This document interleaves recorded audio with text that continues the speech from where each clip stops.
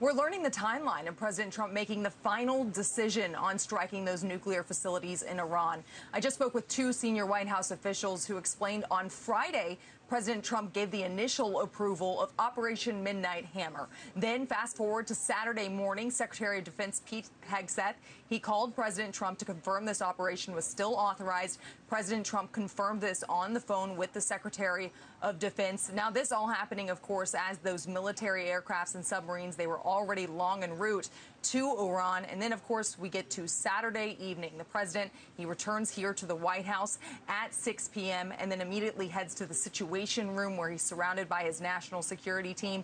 And these strikes, they begin at 6:40 p.m. and then lasted 20 minutes until 7 p.m. on those three nuclear sites in Iran.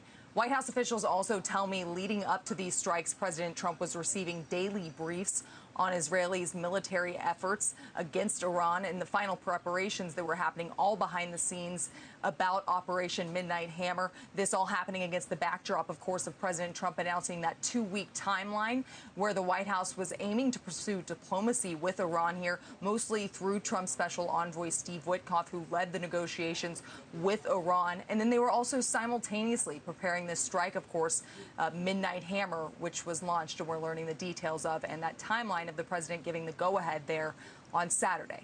Laura? Yeah, Libby, as we're looking forward, the strike comes just days before the NATO summit, so we've got that on the docket. How are world leaders responding? We know Trump will be en route soon.